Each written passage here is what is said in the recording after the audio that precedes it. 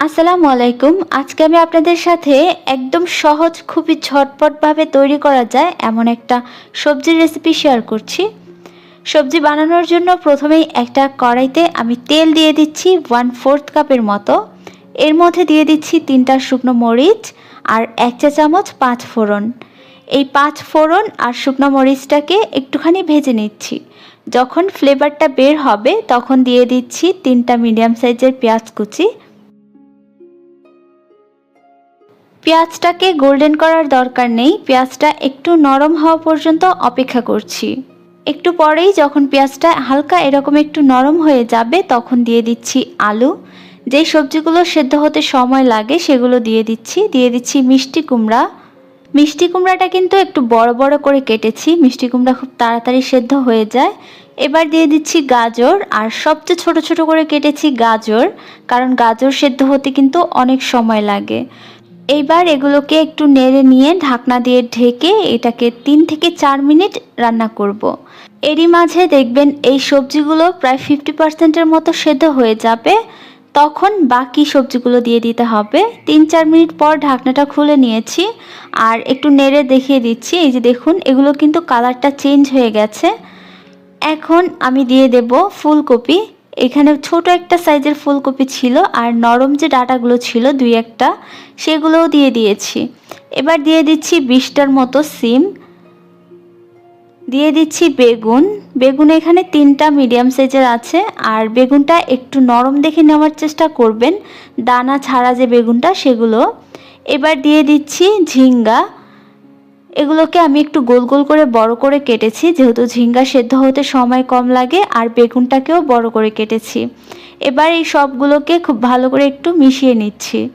মিশিয়ে নেওয়া হয়ে গেলে 1 মিনিটের মতো জাস্ট চুলার আঁচটা মিডিয়াম হাই করে এগুলোকে ভেজে নেব। এবার দিয়ে দিচ্ছি 1 চা চামচ হলুদের গুঁড়া, 1/2 চা চামচ দিয়ে দিচ্ছি মরিচের গুঁড়া, 1 চা চামচ দিয়ে দেব গরম মশলা গুঁড়া, আর দিয়ে দিচ্ছি 1/2 চা চামচ পরিমাণ ধনিয়া গুঁড়া, দিয়ে দিচ্ছি 1 চা চামচ গোলমরিচের গুঁড়া, কালো গোলমরিচের গুঁড়া দিয়েছি, 1/2 চা চামচ আদা বাটা দিয়ে দিলাম, আর 1 চা চামচ দিয়ে দেব রসুন বাটা। এই তো আমাদের মশলা শেষ, আর কোনো মশলা এখানে দরকার নেই। এবার এই মশলার সাথে খুব ভালো করে এই সবজিগুলোকে মাখিয়ে নিতে হবে।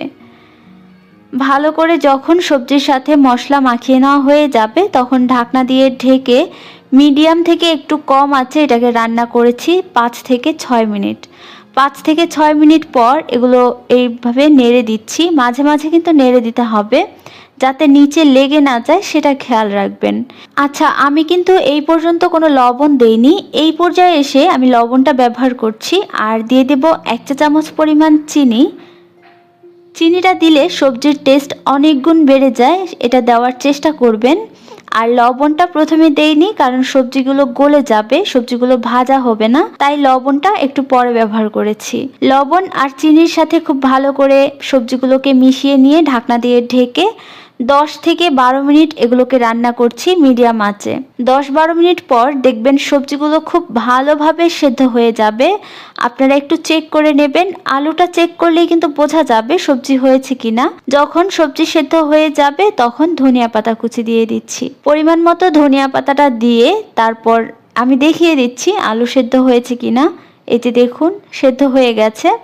আমাদের সবজি রেসিপি কিন্তু একদম রেডি। এবার গরম গরম ভাতের সাথে এটা সার্ভ করতে পারেন। এইভাবে সবজি রান্না করে দেখবেন, খেতে দারুণ লাগে। আর এক্সট্রা কোনো পানি না দিয়ে সবজিটা রান্না করলে কিন্তু এটার স্বাদ অনেক বেশি আসে। তো পানি ছাড়া এভাবে রান্না করে একদিন দেখবেন আর জানাতে ভুলবেন না কেমন হয়েছে। সবসময়ের মতো আশা করছি আজকের রেসিপিও আপনাদের কাছে ভালো লাগবে। আজকে এখানেই বিদায় নিচ্ছি। আল্লাহ হাফেজ।